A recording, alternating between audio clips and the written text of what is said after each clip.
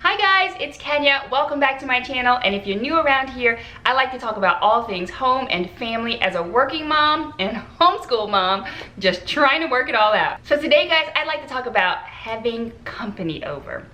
If you've watched any of my other videos, you know I like to try to simplify things as much as I possibly can, make them as easy on myself as I can so that things don't get overwhelming. So when you have company coming over, it can be overwhelming because you feel like you need to clean everything and there's so many things to do. I'm gonna share with you how I simplify the process of getting ready for having company. So the first thing I do is make sure everybody in this house is a part of that process.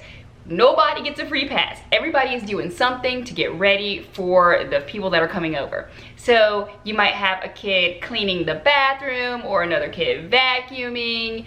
Whatever needs to be done needs to be split up by everybody in the house. And you can do that based on what people are good at. So if somebody's not particularly great at one thing or not quite ready to be doing that thing, don't give them that job. This is not the time to teach them how to do it. This is the time to be able to let it go and let them handle it. If you have littles, think of things that they can do well, that you don't have to really stand behind them or work with them, even if it's just wiping something down or picking things up. Give them a task that you can leave them to do without having to be the overseer the entire time. In our family, my husband likes to do most of the main cooking. I'm the cleaner, he's the cook, but we help each other. So if I need him to be wiping something down, he's wiping it down. If he needs me to cut something up, I'm cutting it up. It is all about working together, working to your strengths and doing it together, pulling those resources together so that you can get what you need done without being overwhelmed. So when it comes to cleaning, I'm all about keeping my main areas pretty clutter-free all the time. Like if you can give yourself that gift of not having to clean everything because overall you really don't have a whole lot to do because you keep it up. I mean, trust me, it is so worth it. So try really hard on a daily basis to keep things as organized and put away as possible. That might mean that the day ends up being crazy, but at night you just pull it all back together so that you can start fresh the next day. Try not to let things pile up day after day after day, because that's when it gets hard. That's when it feels like just too much to do, because usually it is. If you give yourself that gift of not having everything to do all at once, it's like the best present ever. So at night, every night, just pick up a little here, pick up a little there. During the day, put things back where you got them from.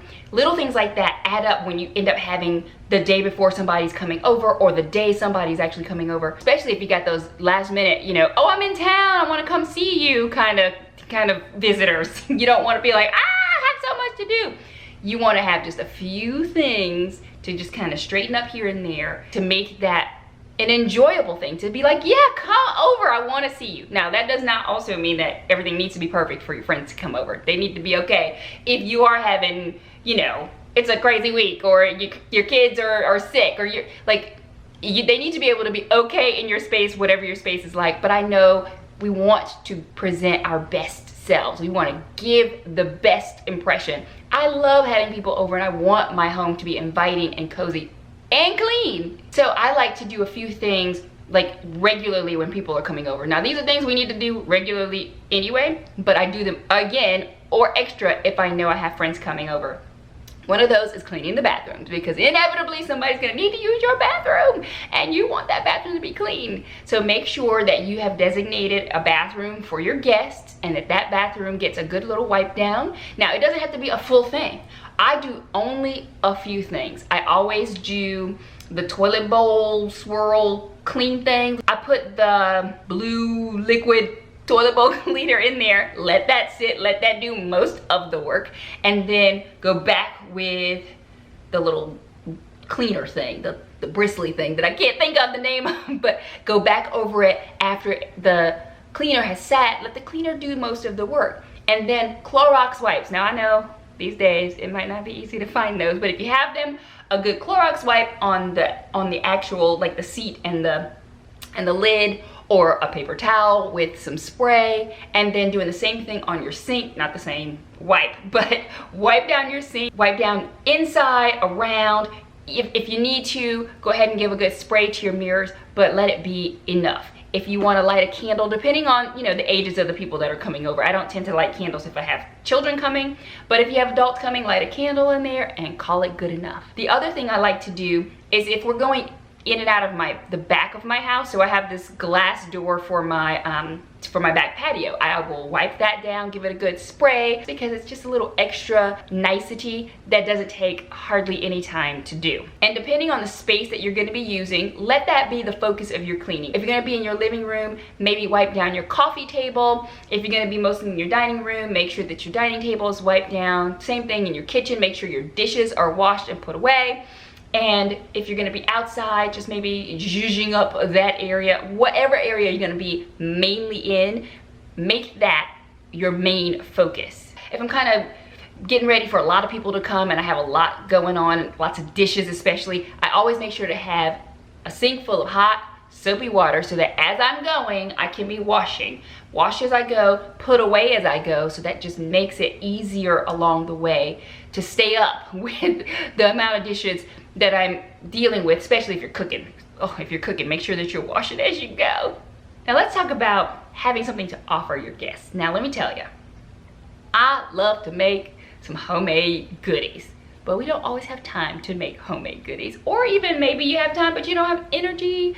Whatever the case, if you're feeling like you want to be able to offer them something, but you don't have time to go all big and crazy, don't.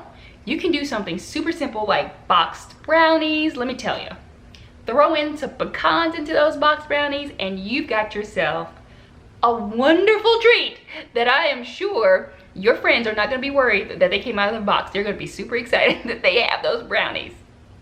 The other thing I love to make, it's like my go-to, Rice Krispie treats. You got 3 ingredients: butter, marshmallows, Rice Krispies. Super, super simple. Everybody loves them. I shouldn't say everybody, but most people love Rice Krispie treats. And you can make them bite-sized, make them, you know, super cute. You can make them huge if you want to. You can put icing on them if you want to. You can throw in some peanut butter if you want to, whatever you want to do. But they're super easy. It's kind of semi-homemade. You put some love in there, but it wasn't a whole lot of extra work.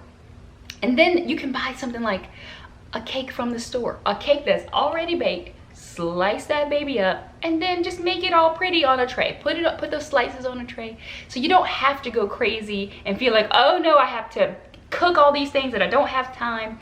Make it easy on yourself. So maybe you cook the dinner portion and you outsource with those boxed brownies the dessert portion, or maybe vice versa. Maybe y'all order out and get some takeout, and then you have something that you've whipped up homemade that might have taken you a little longer for dessert.